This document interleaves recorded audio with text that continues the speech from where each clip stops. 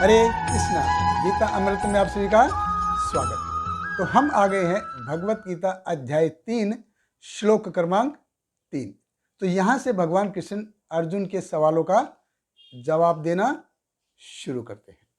तो पिछले अध्याय में हमने देखा कि भगवान से अर्जुन कहते कि हे भगवान, अगर आप बुद्धि योग को कर्म योग से श्रेष्ठ बता रहे हैं तो फिर मेरे को इस घोस्टली वारफेयर में क्यों एंगेज कर रहे हो।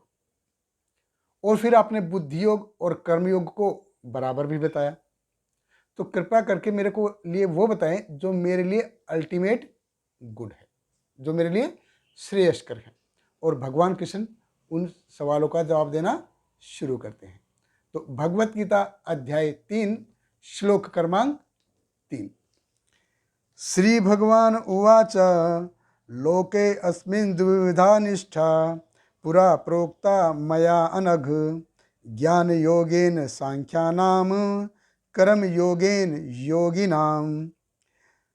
भगवान कहते हैं, हे निष्पाप अर्जुन, मैं पहले ही बता चुका हूं कि आत्म साक्षात्कार का प्रयत्न करने वाले 2 प्रकार के पुरुष होते हैं।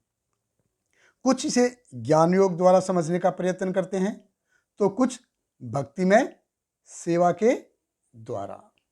तो भगवान कृष्ण कहते हैं कि 2 प्रकार के आदमी इस भौतिक जगत में हमेशा रहेंगे। मैं तुमको 2 रास्ते नहीं बता रहा हूं।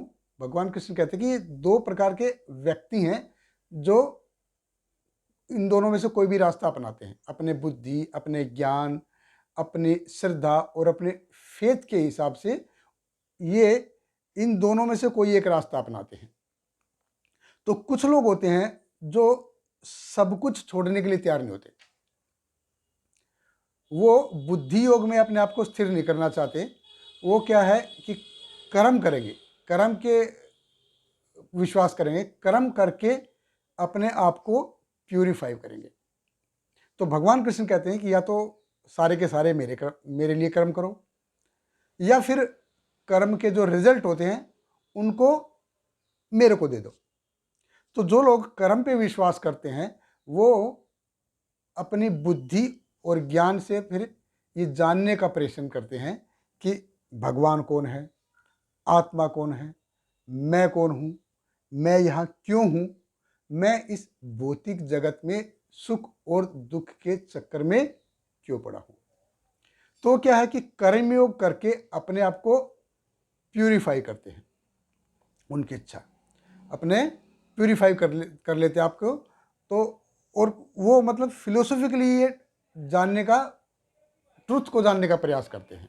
तो भगवान कृष्ण कहते हैं कि मैं 2 रास्ते नहीं बता रहा हूँ, मैं 2 टाइप के व्यक्तियों के बारे में बता रहा हूँ कि ये आत्म साक्षात्कार के लिए कौन सा रास्ता चुनते हैं या मुझ तक पहुँचने के लिए कौन सा रास्ता चुनते हैं। ये 2 प्रकार के आदमी इस भौतिक जगत में हमेशा रहेंगे।